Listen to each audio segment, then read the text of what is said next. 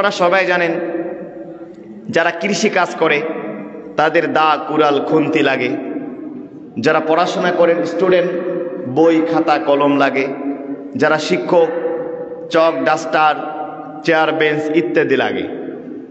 তো রসুলকে আল্লাহ একটা মিশনে পাঠাচ্ছেন, একটা ভিশনে পাঠাচ্ছেন। আল্লাহ রাব্বুল আলামিন তাকে কি একাকি ছেড়ে দিয়েছেন? দিন বিজয়ী করার জন্য দুইটা অবলম্বন দিলেন, দুইটা উপাদান দিলেন। এক নম্বরে দিলেন কোরআন, আর 2 নম্বরে দিলেন ইসলাম। রসুল বললেন এই দুইটার মাধ্যমেই পৃথিবীতে দিন জয়ী হবে, ইসলাম জয়ী হবে, সমস্ত মানবতার বিজয় লাভ হবে। বলেন সুবহানাল্লাহ। আমার ভাইরা, কোরআনুল কারীমকে বিজয়ী করার জন্য আল্লাহ রাব্বুল আলামিন 1 নম্বরে বলেছেন কোরআনকে জগৎবাসীর জন্য আল্লাহ আমানত হিসেবে দিয়েছেন। আমার ভাইরা, সূরা আহজাবের 72 নম্বর আয়াতে আল্লাহ জানিয়েছেন ইন্না আরাদনাল আমানাতা আলাস সামাওয়াতি ওয়াল আরদ ওয়াল জিবালা ফাবাইনা আন ইয়াহমিলনাহা ওয়া আশফাকনা মিনহা ওয়া হামালাহাল ইনসান ইন্নাহু কানা যুলুমান জাহুলা। আল্লাহ তাআলা বলেন ইন্না আরাদনাল আমানাতা আলাস সামাওয়াতি ওয়াল আরদ, আমি এই কোরআনকে আমানত হিসাবে জমির এবং আসমানের কাছে পেশ করেছিলাম। অল জিবাল, এবং পাহাড়ের কাছেও কোরআনকে আমানত হিসাবে পেশ করেছিলাম। ফাবাইনা ইয়াহমিলনাহা, জমিন পাহাড় এবং আসমান সবকিছু তারা কোরআনকে আমানত হিসেবে গ্রহণ করতে তারা অস্বীকার করলো। ওয়াশফাকনা মিনহা, তারা শঙ্কিত হলো। ওয়া হামালাহাল ইনসান, কোরআনকে গ্রহণ করলো মানুষ, মানুষ কোরআনকে তাদের কাঁধে গ্রহণ করে নিল আমানত হিসাবে। বলেন সুবহানাল্লাহ। আমার ভাইয়েরা, আল্লাহ রাব্বুল আলামিন আমানত হিসাবে মানুষকে কোরআন দিয়েছেন। আমানত হিসাবে কোরআন প্রচারের দায়িত্ব, কোরআনের দিন প্রতিষ্ঠার দায়িত্ব, কোরআনকে বিজয় করার দায়িত্ব আল্লাহ মানুষের ঘাড়ে চাপিয়ে দিয়েছেন। আমানত অত্যন্ত মারাত্মক একটা শব্দ, মাল্টিপারপাসে আমানত শব্দটা ব্যবহার হয়, বহু ব্যবহারে আমানত শব্দটার আছে। আমার ভাইরা একটু খেয়াল করেন, আমানত কাকে বলে? আমানত এমন একটা জিনিসের ব্যাপক বহুল ব্যবহৃত একটা শব্দ। আমানত, আমরা যে শরীরটা নিয়ে বসবাস করতেছি এই শরীরটাও কিন্তু আমাদের আপন নয়। মানুষের আপন বলতে কিছুই নাই। আপনি শরীর কাটবেন, শরীর কাটার পরে শরীর থেকে রক্ত বের হবে। এই শরীরের মধ্যে আছে টয়লেট, এই শরীরের মধ্যে আছে পেশাব, এই শরীরের মধ্যে আছে পায়খানা। মূলত একটা মানুষের শরীরটা হলো একটা ডাস্টবিন, একটা ময়লার ভাগার। কথা বলেন ঠিক কিনা? আমাদের শরীরে এগুলো আছে না? পেট কাটলে এখান থেকে টয়লেট বের হবে, পেশাব বের হবে, বীর্য বের হবে, যা মানুষ চারানা দিয়ে এগুলো কিনবে না। এত নোংরা একটা বস্তুর ভাগার হচ্ছে আমাদের শরীরটা। আল্লাহ বলেন এগুলো কিছুই আপন নয়। এর জন্য মানুষ যখন মারা যায় তখন আর তাকে নাম ধরে ডাকা হয় না, তাকে লাশ বলা হয়। লাশ কাকে বলে? লাশ আরবি শব্দ লা শাইউন, যার আর কিছুই নেই। আমার ভাই, আজান হবে, আজান দেন, আজানের পরে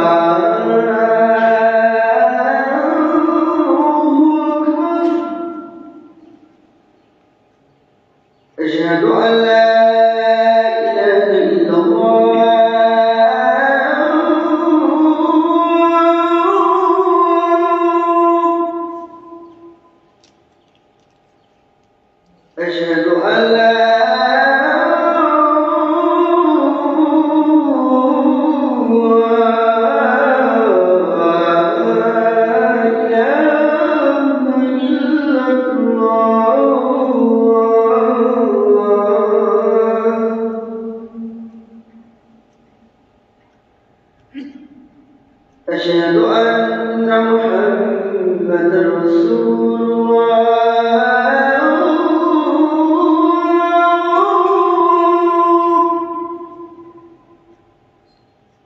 أشهد أن محمدا رسول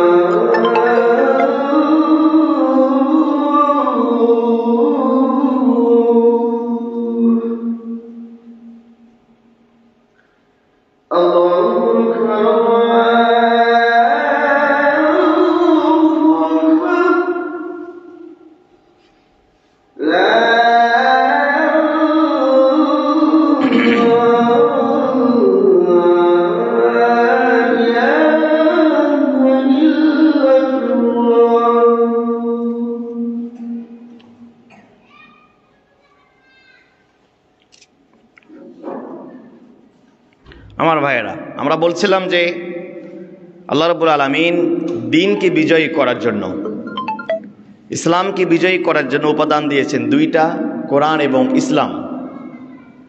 এই কোরআন হচ্ছে মানুষের উপরে অর্পিত সবথেকে বড় একটা আমানত।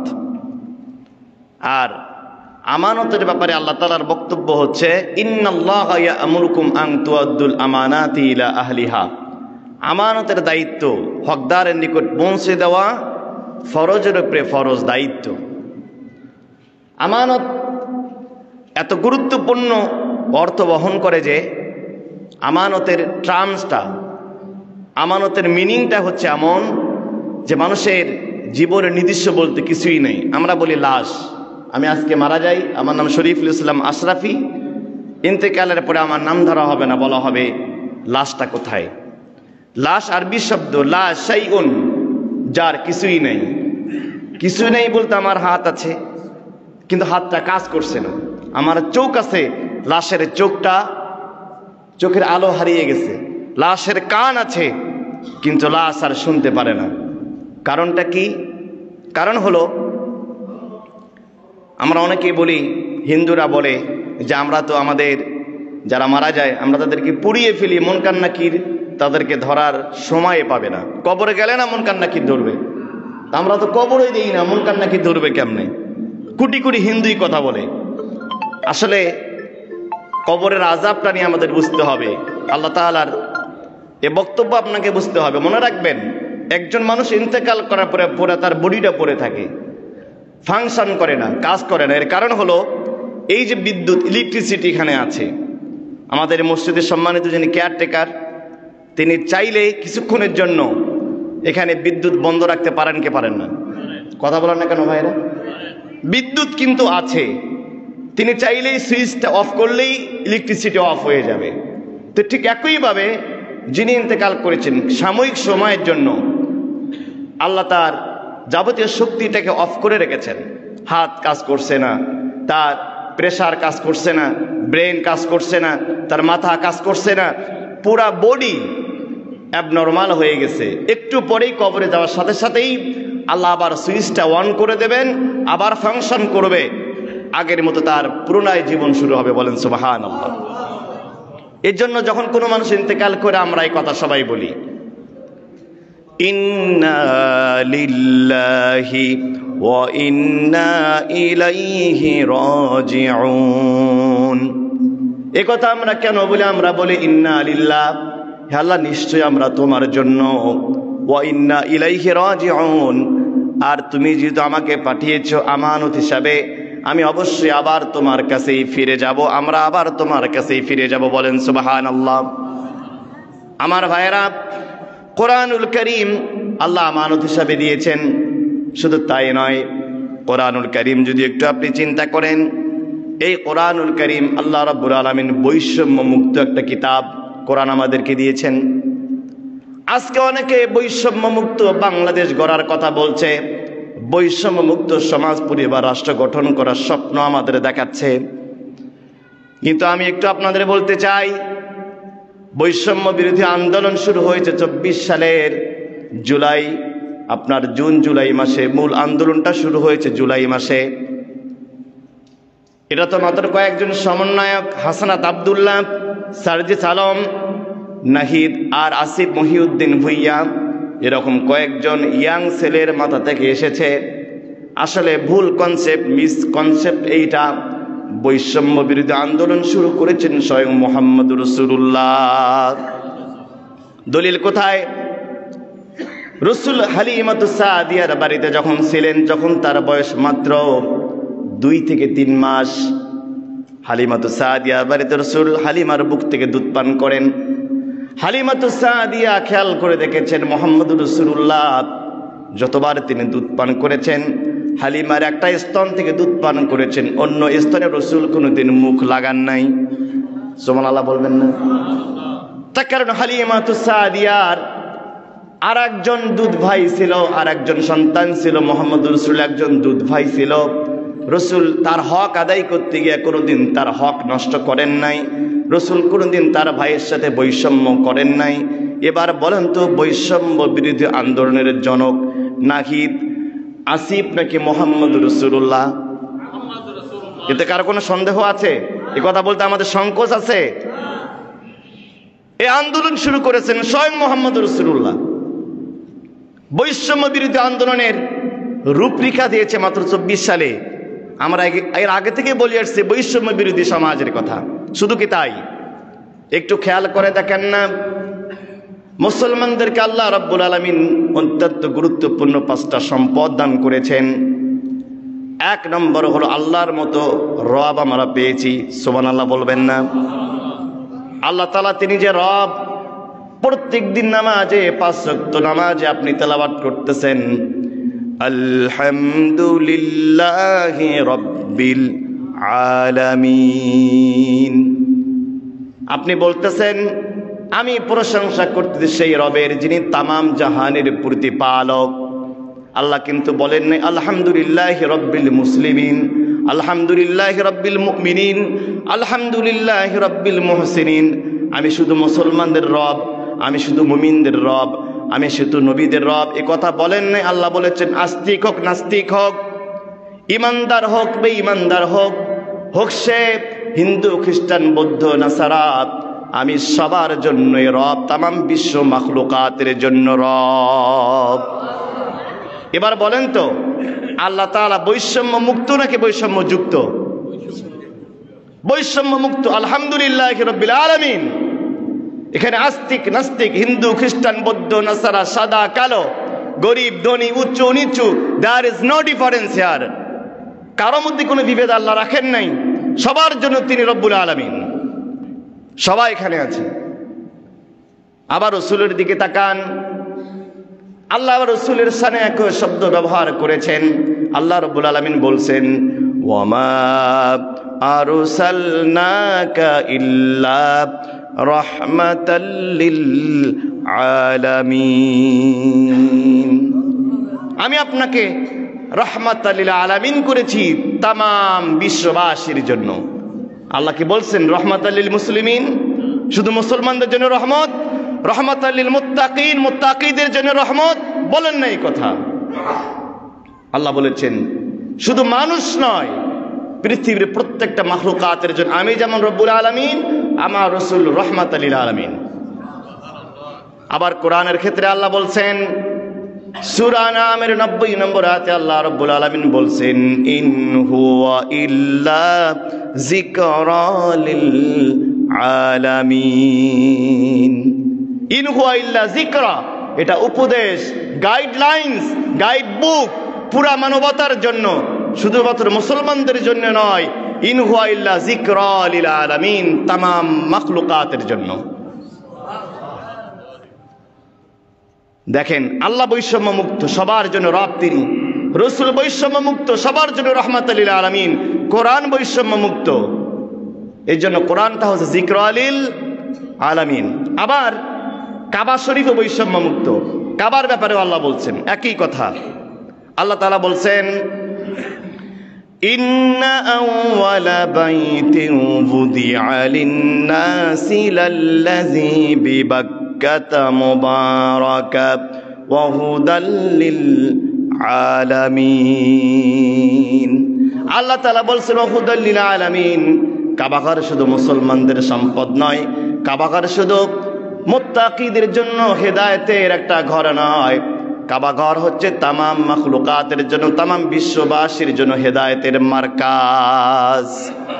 ইয়াতের ব্যাখ্যায় লেখা হয়েছে, শুধু অস্ট্রেলিয়ায় একটা পাখি যখন তার গন্তব্য হারিয়ে ফেলে, কাবাঘর মক্কা থেকেই ওই পাখিটার পথ রাস্তা বলে দেয়। জোরে বলবেন না সুবহানাল্লাহ। এর জন্য মক্কাকে বলা হয় জিওগ্রাফিক্যাল হার্ট। উম্মুল কোরা আরবি শব্দ, উম্মুল কোরা হচ্ছে জিওগ্রাফিক্যাল হার্ট। বিশ্বে যত গ্রাম আছে, গ্রামের মা হচ্ছে কাবা, মক্কাতুল মুকাররমা। এই আয়াত নাজিল হওয়ার আগ পর্যন্ত বিজ্ঞানীদের ধারণা ছিল মানুষকে নিয়ন্ত্রণ করে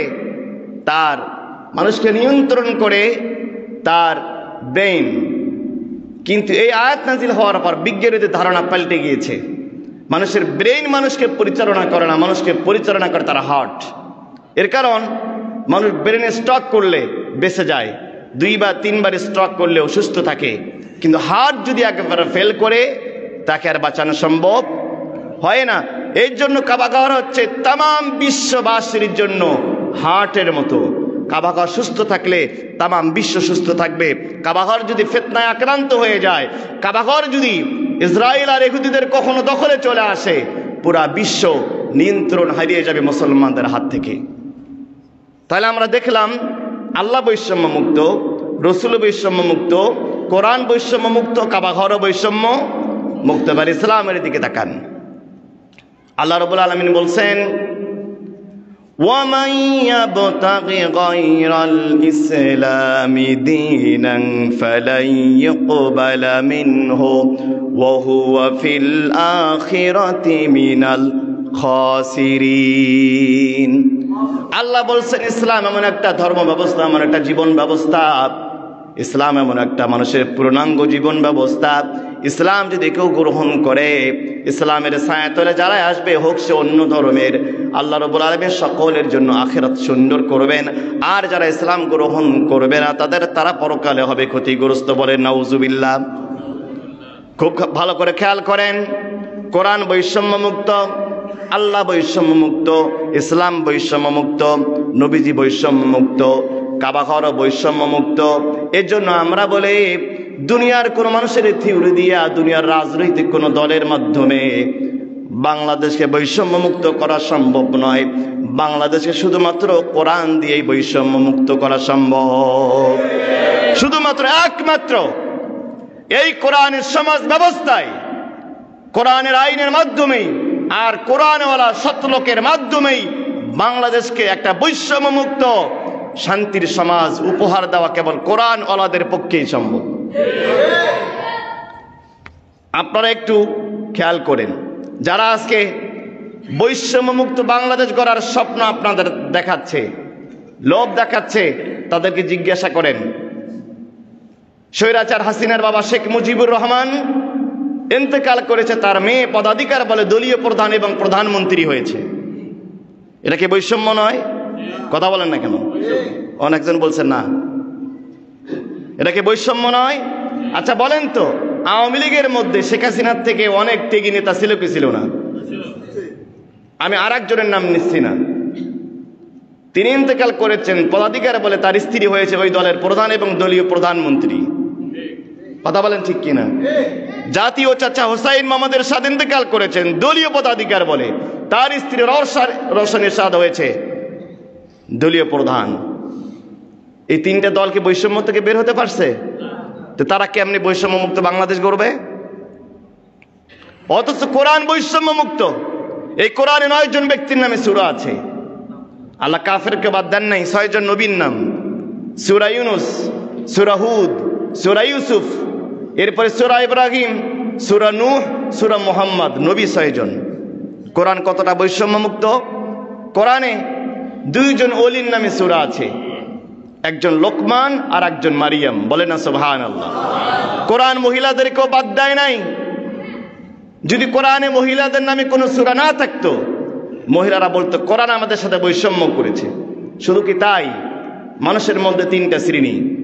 মানুষ হয় মুমিন, না হয় কাফের, আর না হয় মুনাফিক। আমার কথা কি বোঝেন ভাইরা? একটু আওয়াজ দেবেন।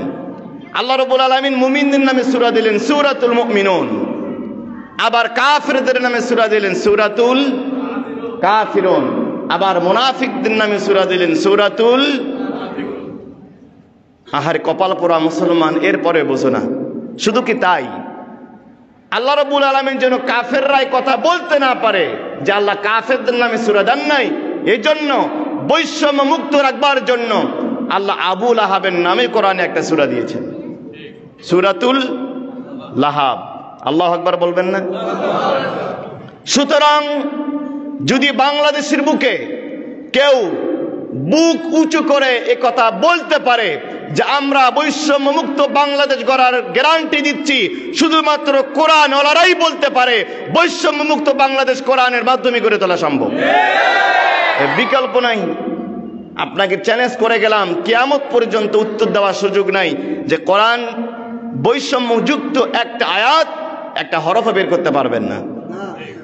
সুতরাং কোরআনের দ্বারাই, কোরআন ওয়ালাদের মাধ্যমেই এই বাংলাদেশকে একটা বৈষম্য মুক্ত শান্তির সমাজ উপহার দেওয়া সম্ভব। আমার কথা কি বুঝতেছেন ভাইরা? আল্লাহ রাব্বুল আলামিন রাসূল সাল্লাল্লাহু আলাইহি সাল্লামকে 2টা জিনিস দিয়ে পাঠালেন, একটা হলো কোরআন আর একটা হচ্ছে ইসলাম। ইসলামের ব্যাপারে আমি কি বলবো আপনাদেরকে? ইসলাম দেখেন আজকে সেকুলারিজম, তারা বলে, তাদের বক্তব্য হলো যে জীবনের সাথে ধর্মের কোনো সম্পর্ক নাই। নাউজুবিল্লাহ বলবেন না? ধর্মহীন জীবন এবং জীবনহীন ধর্ম, তারা এটা বিশ্বাস করে। তারা বলে আমরা সকল ধর্মকে শ্রদ্ধা করি। একজন মানুষ একসাথে সকল ধর্ম মানতে পারে না, আবার কোনো মানুষ ধর্ম ছাড়াও থাকতে পারে না। আমার কথাকে বুঝতে পারছেন? আচ্ছা, একজন মানুষের সব ধর্ম মানতে পারে? 24 ঘন্টার মধ্যে 1 ঘন্টা হিন্দু ধর্ম, আর 1 ঘন্টা খ্রিস্টান ধর্ম, আর 1 ঘন্টা বৌদ্ধ ধর্ম, আর 1 ঘন্টা মুসলিম ধর্ম, এটাকে মানা সম্ভব? আবার ধর্মহীন থাকা সম্ভব? সুতরাং ধর্মহীন, ধর্ম নিরপেক্ষতাবাদ, এটা এই শতাব্দীর সব থেকে একটা চরম মিথ্যা কথা। কোনো মানুষ ধর্মহীন থাকতে পারে না। কথা বলেন ঠিক কিনা? কিন্তু ইসলামের মতো উদারতার ধর্ম পৃথিবীতে আর একটাও নেই। কথা বলেন ঠিক কিনা? এর প্রমাণ হলো, আপনারা জানেন ফ্রান্সে, আমেরিকায়, ভারতে বারবার কোরআনকে অবমাননা করা হয়েছে, করা হয় নাই? অসংখ্যবার ফ্রান্সে নবীজির নামে সিনেমা নির্মাণ করা হয়েছে। কুমিল্লায় এই তো গত কয়েক বছর আগে মূর্তির পায়ের নিচে কোরআন রাখা হয়েছে। কিন্তু মুসলমানেরা কোনোদিন কোরআন পোড়ানোর প্রতিবাদে হিন্দুদের কোনো ধর্মগ্রন্থে আগুন দিয়েছে? কথা বলেন।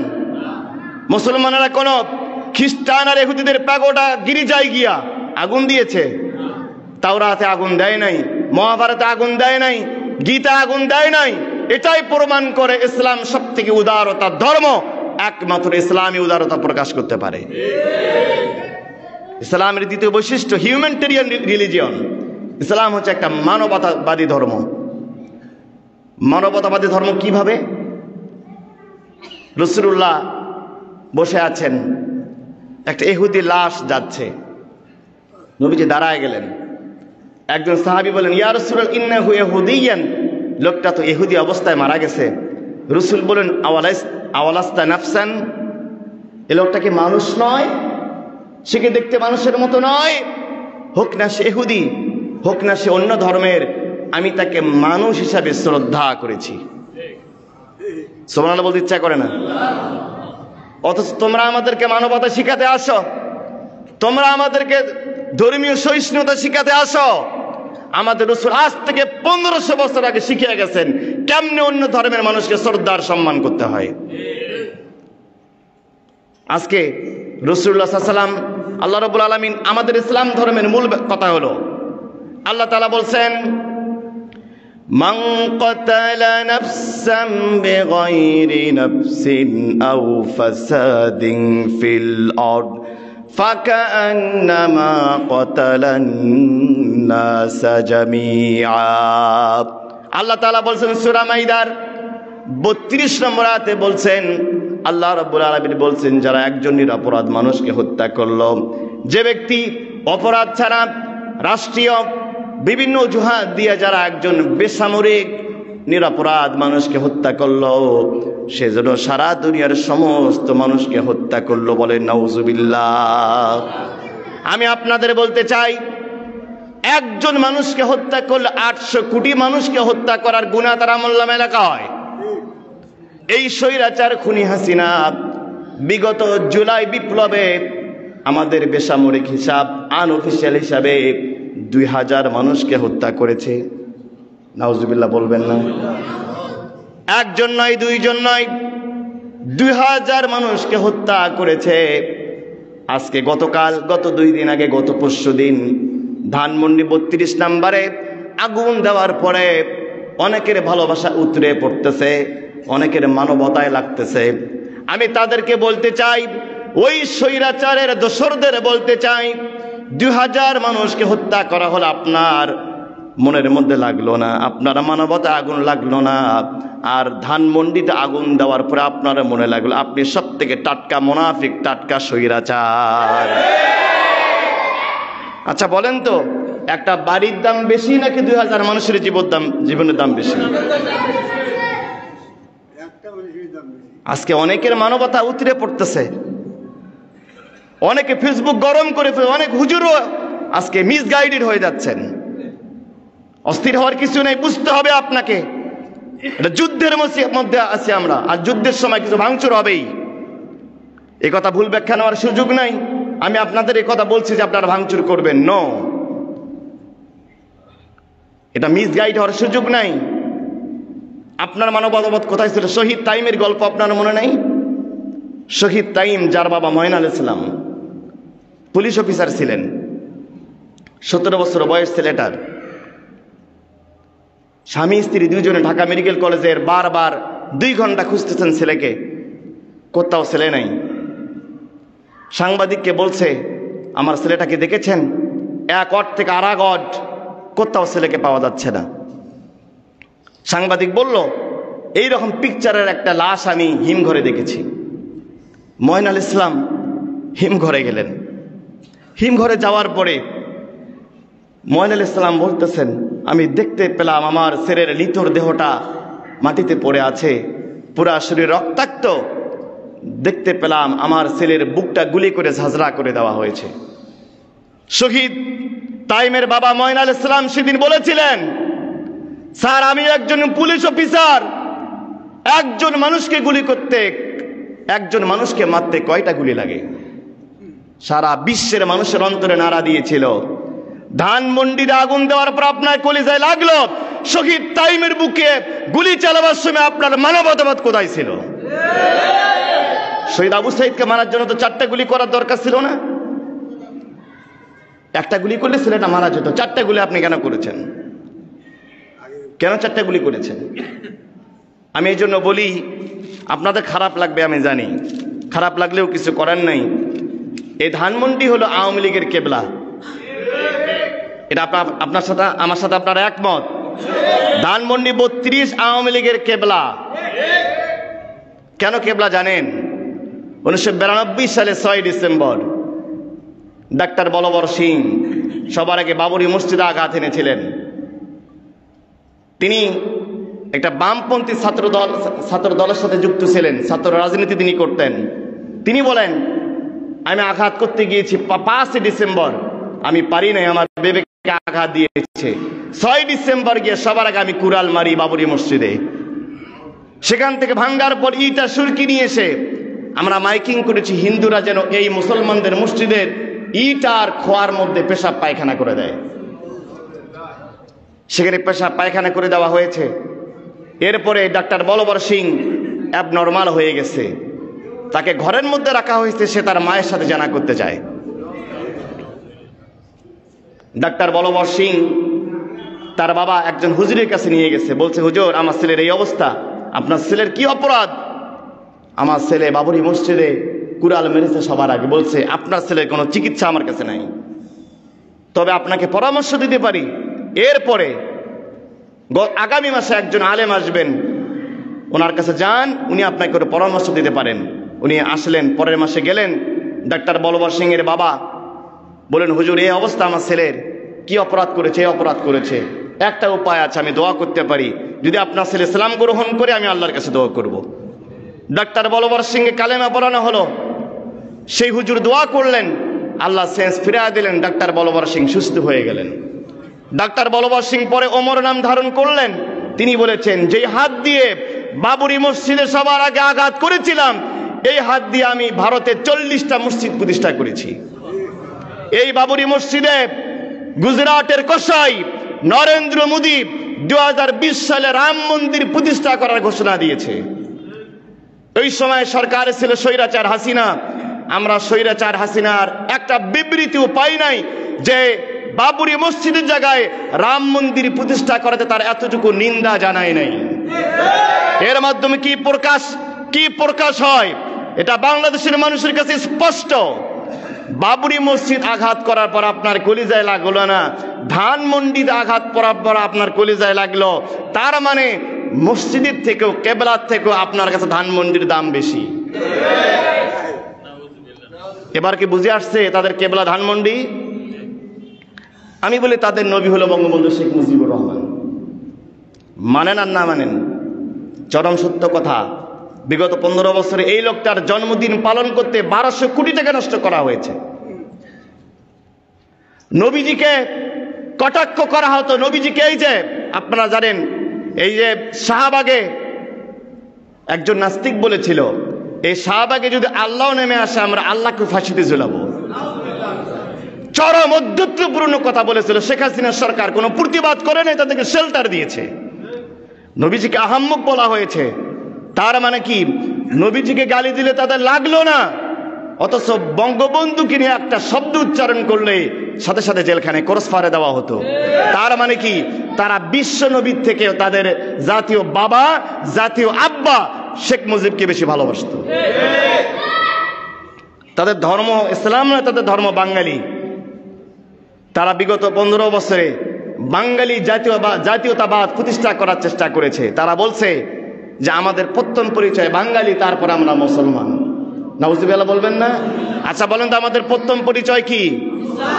চিৎকার করে বলতে হবে, মুসলমানদের প্রথম পরিচয় কি? আমাদের প্রথম পরিচয় আমরা মুসলমান। তাদের ঠিকানা জান্নাত নয়, তাদের জান্নাত হলো পদ্মা, মেঘনা, যমুনা। এরা কিন্তু ছোট্ট ছোট্ট বাচ্চাদেরকে স্বাধীনতা দিবসে শিখায়, তোমার আমার ঠিকানা, কথা বলেন না কেন, পদ্মা, মেঘনা, যমুনা। এগুলো আপনারা কোনোদিন শোনেন নাই মনে হয়। আরে ভাই, এখনো কি ভয় করতেছেন আপনারা? কথা বলেন না কেন? এই 26শে মার্চ আসছে, এগুলো বলা হতো কচিকাঁচা বাচ্চাদেরকে, তোমার আমার ঠিকানা পদ্মা, মেঘনা। আমরা বলি তোমার জান্নাত পদ্মা, মেঘনা, যমুনাতেই হবে। ওই যে ফুলসেরাতটা তৈরি হবে একটা নদীর উপরে, আর নদীতে পড়ে গেলেই জাহান্নাম, আর তোমাদের জাহান্নাম অলরেডি পদ্মা, মেঘনা, যমুনায় তোমরা চলে যাবা।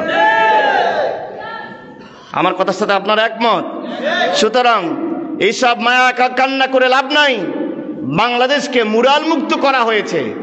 ঘর বাড়ি ভাঙ্গার ব্যাপারে আমরা এটাকে নিরুৎসাহিত করি, মানুষের ঘর বাড়ি ভাঙ্গা ঠিক না। তবে মুরালগুলো মূর্তি ভাঙ্গার ব্যাপারে আমরা শতভাগ একমত। বাংলাদেশে, আগামীর বাংলাদেশে, এই কোরআনের বাংলাদেশে তারুণ্যের বাংলাদেশে, আবু সাইদের মুগ্ধ আর তাইমের বাংলাদেশে কোনো মূর্তি বরদাস্ত করা হবে না, কোনো মূর্তি স্থান বাংলাদেশে হবে না। আমার ভাইয়েরা, আল্লাহ রাব্বুল আলামিন দুইটা জিনিস দিয়েছেন, কোরআন আর ইসলামকে দিয়েছেন দ্বীনকে বিজয়ী করার জন্য। আল্লাহ রাব্বুল আলামিন এবার বলছেন দ্বীনকে বিজয়ী কারা করবে, ইসলামকে বিজয়ী কারা করবে, তাদের কি কি গুণ হবে। আল্লাহ রাব্বুল আলামিন বলতেছেন, আল্লাহ পাক বলেন, তুমিনুনা বিল্লাহি ওয়া রাসূলিহি ওয়া তুজাহিদুনা ফি সাবিলিল্লাহ বিআমওয়ালিকুম ওয়া আনফুসিকুম যালিকুম খায়রুল লাকুম ইন কুনতুম তা'লামুন। আল্লাহ তাআলা বলেন, যারা দিন কায়েমের পথে অংশগ্রহণ করবে, দিনকে যারা বিজয়ী করবে, তাদের গুণাবলী হলো, তাদের কোয়ালিটি হলো তুমিনুনা বিল্লাহ। এক নম্বর ঈমান আনবে কার উপরে? জোরে বলেন, কার উপরে ঈমান আনবে? ঈমান আনবে আল্লাহ তাআলার উপরে। তুমিনুনা বিল্লাহি ওয়া রাসূলিহি, ঈমান আনবে আল্লাহ এবং রাসূলের উপরে। ঈমান আনতে হবে। ঈমান আনার আগে আরেকটা কাজ আছে। এই যে আপনারা মসজিদে ঢুকেছেন, আচ্ছা বলেন তো, ওযু আগে নাকি নামাজ আগে? সবাইকে কথা বলতে হবে, ওযু আগে নাকি নামাজ আগে? আচ্ছা, সন্তান আগে নাকি বিবাহ আগে? বিবাহ আগে। বিবাহ হওয়ার আগে যদি সন্তান হয়, তাকে আপনারা কি বলেন? জারজ সন্তান। ওযু ছাড়া যেরকম নামাজ হয় না, বিবাহ ছাড়া যেরকম সন্তান বৈধ হয় না, ঈমান আনার আগে আর একটা কাজ আছে, ওই কাজটা না করলে তার ঈমানটাও বৈধ ঈমান হয় না। সেই কাজটা কি?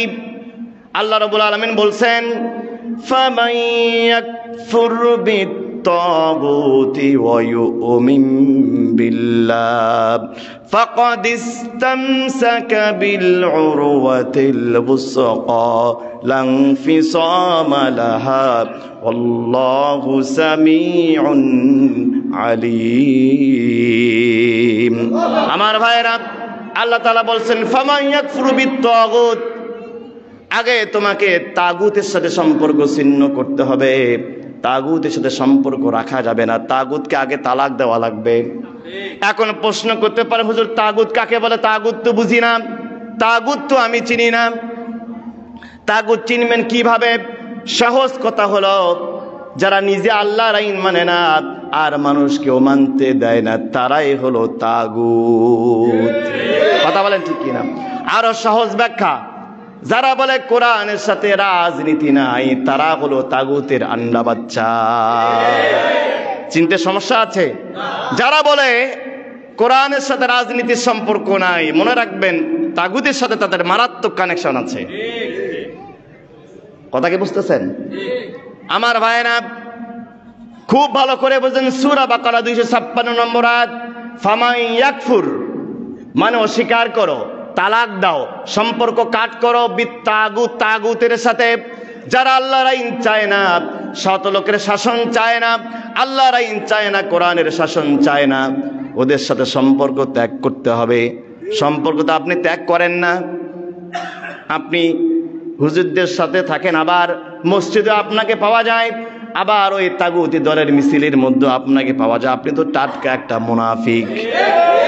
কথা বলেন ঠিক কিনা? দৈনিক 5 ওয়াক্ত নামাজে 48 বার আপনি বলতেছেন, ইয়্যাকা না'বুদু ওয়া ইয়্যাকা নাস্তাঈন। আল্লাহ তাআলা, আমি গোলামি করি তোমার আর তোমারই সাহায্য চাই। আচ্ছা বলেন তো, ফজরের নামাজের ফরজ কয় রাকাত? জোরে বলেন। আগামীকাল ফজরের ফরজ নামাজ যদি আমাদের সম্মানিত ইমাম 4 রাকাত পড়ে, সিজদাও বেশি হবে, রুকু বেশি হবে, কোরআন তেলাওয়াতও বেশি হবে, কিন্তু নামাজ হবে তো? নামাজ হবে না কেন? রুকু বেশি, সিজদা বেশি, তেলাওয়াতও বেশি, নামাজ কি হবে?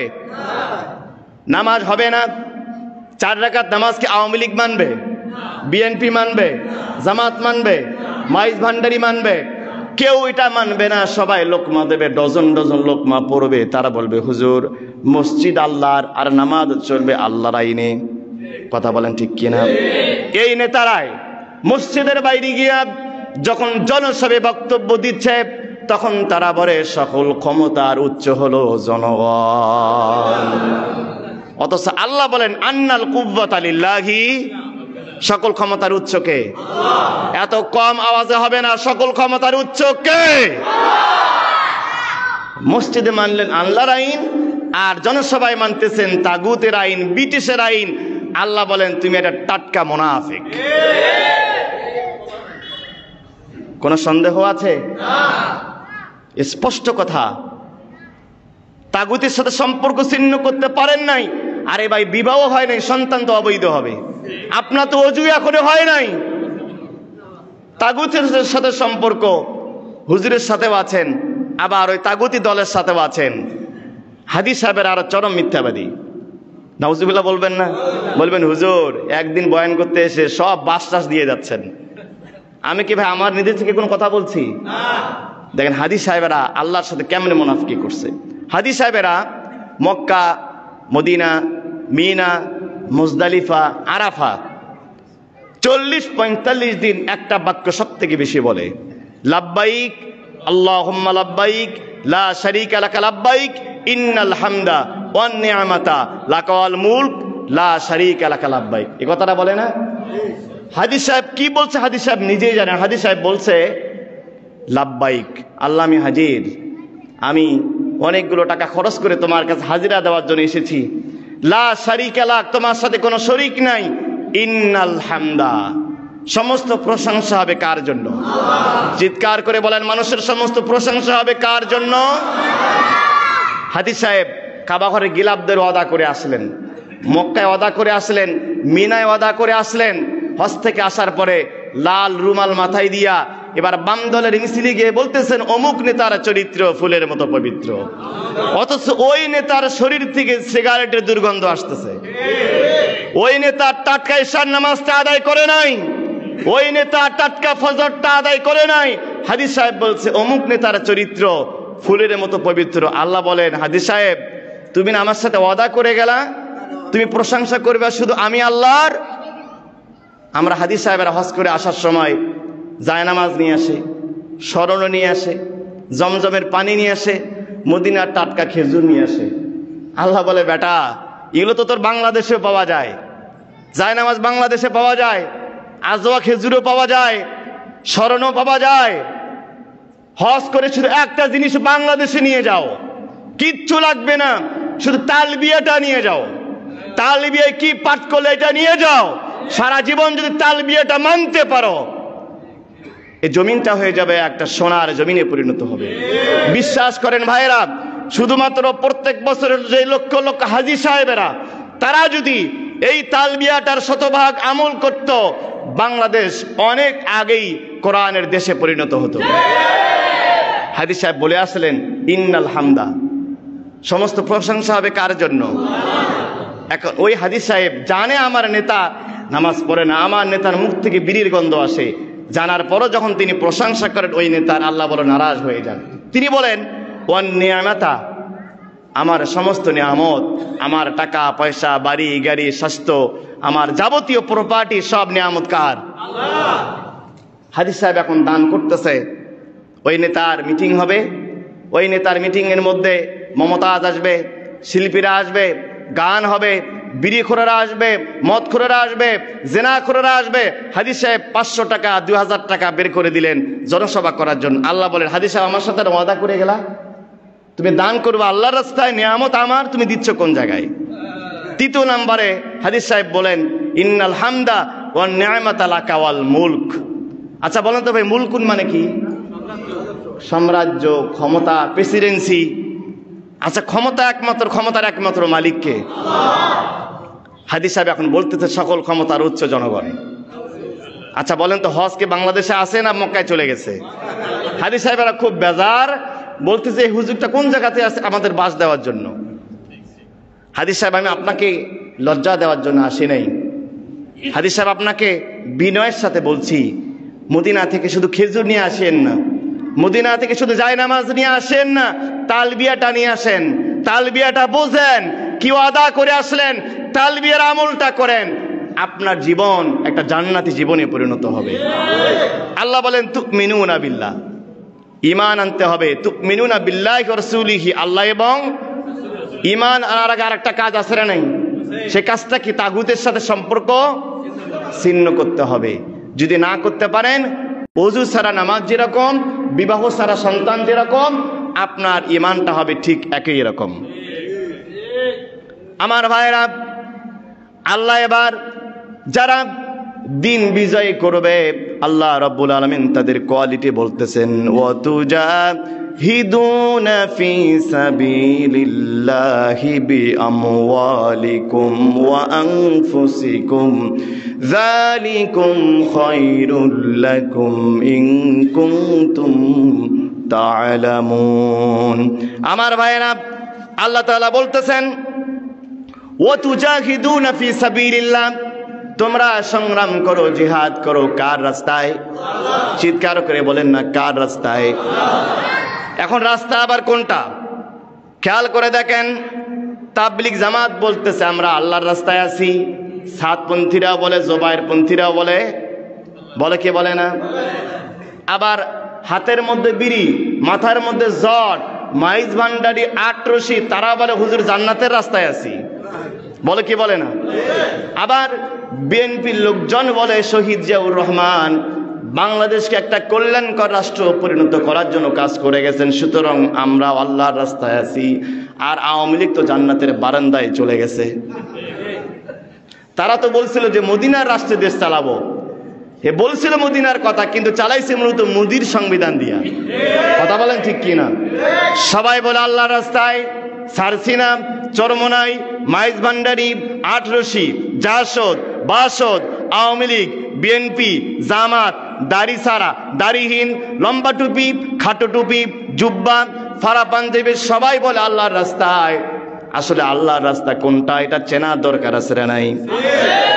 আচ্ছা, আল্লাহর রাস্তায় পরিচয় করে দেওয়ার দায়িত্ব পীর সাহেবের নাকি আল্লাহ তাআলার? এই দায়িত্ব আল্লাহ পীর সাহেবকে দেন নাই, খতিব সাহেবকে দেন নাই, আল্লাহ নিজে রাস্তার পরিচয় করে দিয়েছেন। সূরা নাহলের 9 নম্বর আয়াতে আল্লাহ জানিয়েছেন, ওয়া আলাল্লাহি কসদুস সাবিলি ওয়া মিনহা জাইর ওয়ালাউ শাআ লাহাদাকুম আজমাইন। আল্লাহ বলে তোমাদের সামনে অসংখ্য বক্র পথ আছে। ওয়া আলাল্লাহি কসদুস সাবিলি ওয়া মিনহা জাইরুন, অসংখ্য রাস্তার বাঁক আছে, মোড় আছে, টার্নিং পয়েন্ট আছে। সবাই বলবে আল্লাহর রাস্তা, কিন্তু সবগুলোকে আল্লাহর রাস্তা হবে? রাস্তা হবে কয়টা? আল্লাহ বলেন রাস্তা মূলত দুইটা, ফারিকুম ফিল জান্নাতি ওয়া ফারিকুম ফিস সাইর। একটা জান্নাতের রাস্তা আর একটা জাহান্নামের রাস্তা। একটা শয়তানের রাস্তা, একটা আল্লাহর রাস্তা, একটা তাগুতের রাস্তা, একটা দিন কায়েমের রাস্তা।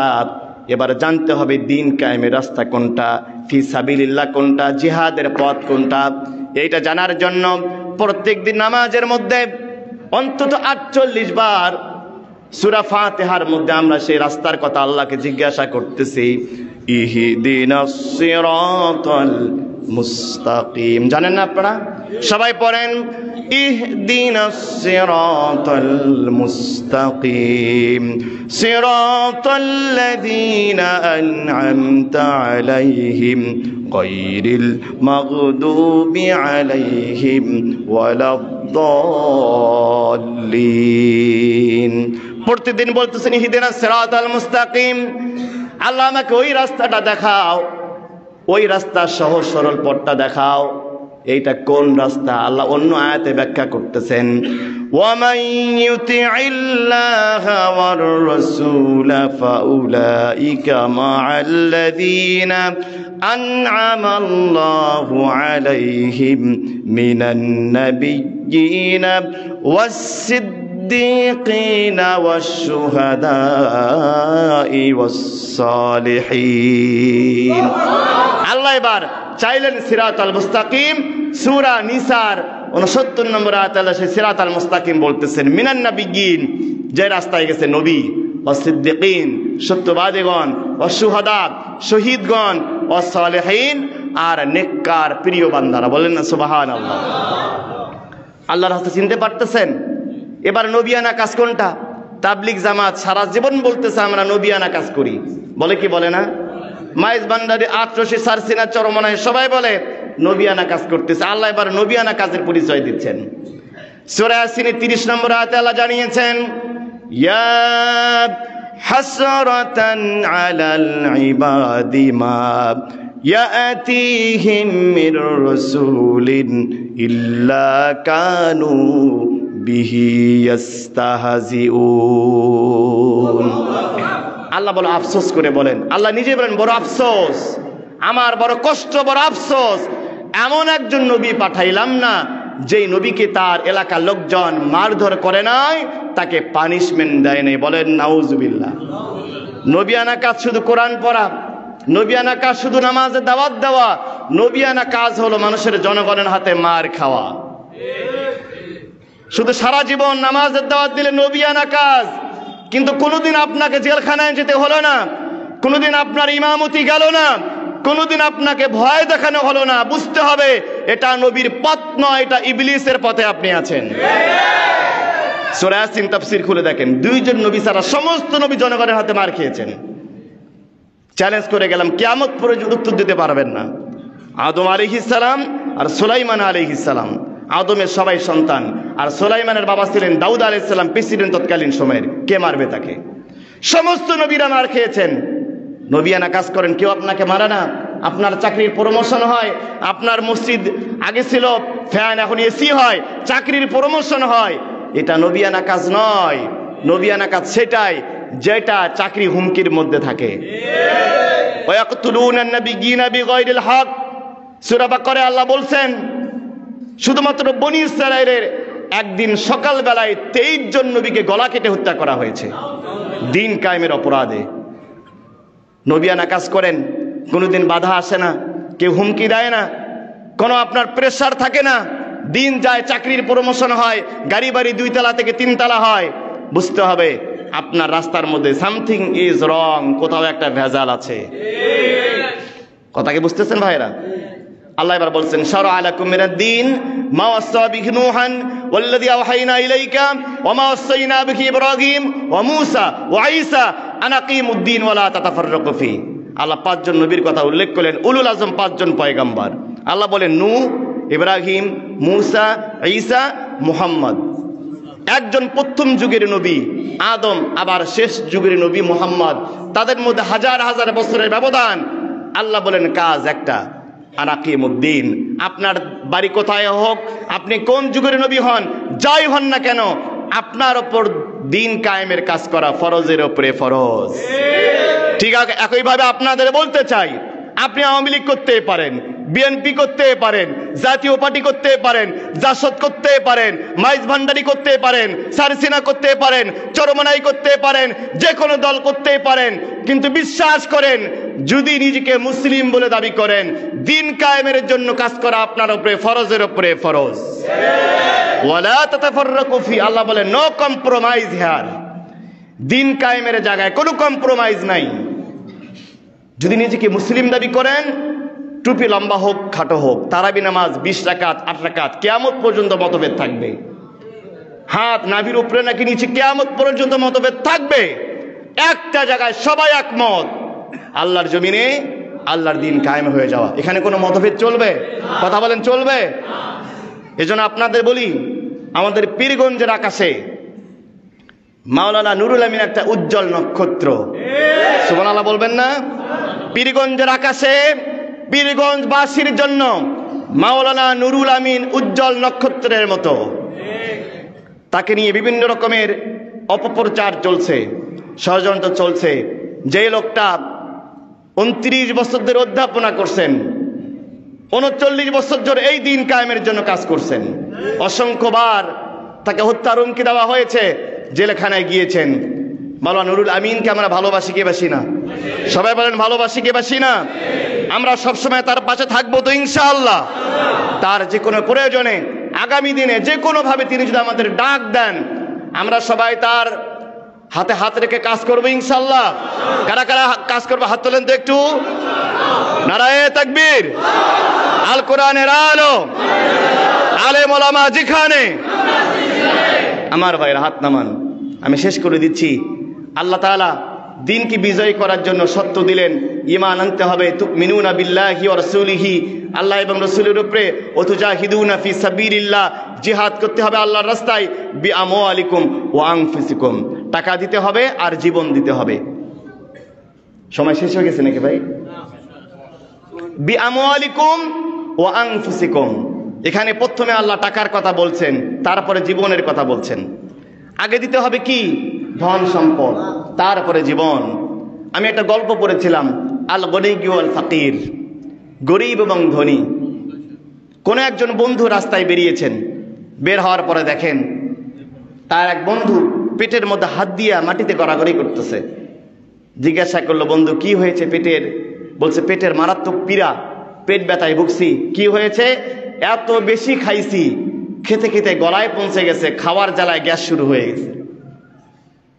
আর একটু এগিয়ে গেলেন, যাওয়ার পরে দেখলেন তার আর একজন পরিচিত বন্ধু, সেও পেটের ক্ষুধার জ্বালায়, পেটের পীড়ায় গড়াগড়ি করতেছে। তাকে জিজ্ঞাসা করলো, কি সমস্যা, পেটে কি হয়েছে? এই বন্ধু বলতেছে, 3 দিন ধরে পেটে খাবার যায় না। একজন বেশি খাওয়ার কারণে কাঁদছে, আর একজন পেটে খাবার না থাকার কারণে কাঁদছে। ইসলাম বলে, বিআমওয়ালিকুম ওয়া আনফুসিকুম, তুমি দিন কায়েমের পথে টাকা দাও, দিন কায়েমের পথে লোকদেরকে সহযোগিতা করো, দিন কায়েমের আন্দোলনে শরীক হও। এই জন্য ধনী আর গরিবকে এক কাতারে নিয়ে আসার জন্য, যেই লোকটা বেশি খেলো, এই লোকটার অতিরিক্ত খাবারটা যদি গরিব লোকটাকে দেওয়া হতো, তাহলে 2 জনের 1 জনও কান্না করতো না। আর এই কাজটা কোন রামপন্থী, কোন বামপন্থী, কোন জাতীয়তাবাদী, কোন সেকুলারিজম, কোন ন্যাশনালিজম, কোন ক্যাপিটালিজম, কোন বেনামাজি নেতার দ্বারা সম্ভব নয়। একমাত্র সৎ লোক এবং আল্লাহর আইন দ্বারাই সমাজে ব্যালেন্স করা সম্ভব। ইসলামী দলগুলো এই কাজটাই করতে চায়, কোরআনের শাসন এই কাজটাই করতে চায়। যে লোকটা বেশি খাওয়ার কারণে কাঁদছে আর যেই লোকটা না খাওয়ার কারণে কাঁদছে, 2 শ্রেণীর মানুষকে ইসলামী রাষ্ট্র এক জায়গায় করতে চায়, যেন কেউ ক্ষুধারা জ্বালায় না কাঁদে, আবার কেউ যেন খাওয়ার কারণে, গ্যাস বেশি হওয়ার কারণে না কাঁদে। আমার কথা কি বুঝতে পারছেন? আল্লাহ বলেন, বিআমওয়ালিকুম ওয়া আনফুসিকুম, এই জন্য অকাতরে দান করতে হবে আল্লাহর রাস্তায়। মনে রাখবেন ভাই, মুসলমানদের সাথে টাকার সম্পর্ক নৌকার পানির মতো। নৌকাতে চড়ছেন, নৌকার পানি যতক্ষণ নৌকার নিচে থাকবে ততক্ষণ পানিটা নিরাপদ। এই পানি যদি কোনোভাবে নৌকার উপরে উঠে যায়, নৌকাও ডুববে, যাত্রীও ডুববে, মালামালও ডুবে যাবে।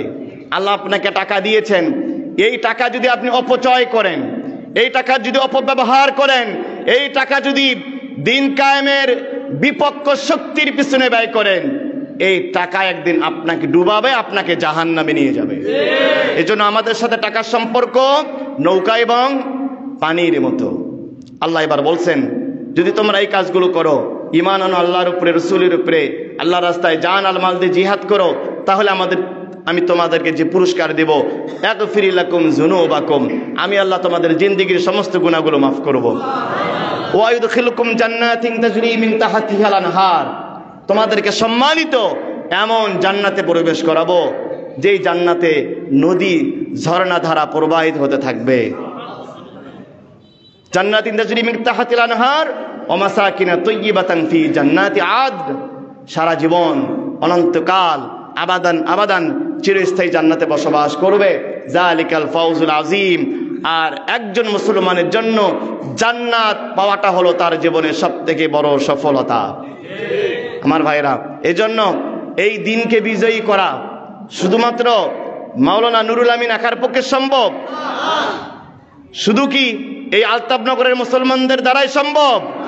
সবাইকে ঐক্যমত করতে হবে। আমাদের নারী, পুরুষ, শিশু, বৃদ্ধ, বৃদ্ধা, ছাত্র জনতা, যুবক যুবতী সবাই মিলেমিশে একাকার হয়ে গিয়ে আমরা হতে পারি সাদা কালো, হতে পারি গরিব ধনী, হতে পারি আমরা বিভিন্ন শ্রেণী বৈষম্য আমাদের মধ্যে থাকতেই পারে। একটা জায়গায় গিয়ে আমরা সবাই একমত, আল্লাহর জমিনে আল্লাহর দিন কায়েম হয়ে যাওয়া। আসুন এই শহীদি কাফেলায় অংশগ্রহণ করি, দিন কায়েমের পথে দুর্বার গতিতে এগিয়ে যায়। আমাদের সামনে সুযোগ এসেছে, আমাদের সামনে প্রচুর পরিমাণ অপরচুনিটি আছে, আমাদের সামনে সম্ভাবনার দ্বার উন্মুক্ত হতে যাচ্ছে। আল্লাহর জমিনটা আল্লাহ তাআলা যেন, আমরা অনেকবার দেখেছি, 54 বছর দেখেছি, একটা বারের জন্য হলো যেন আল্লাহ এই জমিনটাকে কোরআনের জন্য কবুল করেন। বলুন আমিন। আমি আমার কথার মধ্যে ভুল ত্রুটি ক্ষমা চেয়ে, সময় মনে একটু বেশি হয়ে গেছে, সবার কাছে ক্ষমা চেয়ে এখানে শেষ করছি। আল্লাহ হাফেজ। আসসালামু আলাইকুম।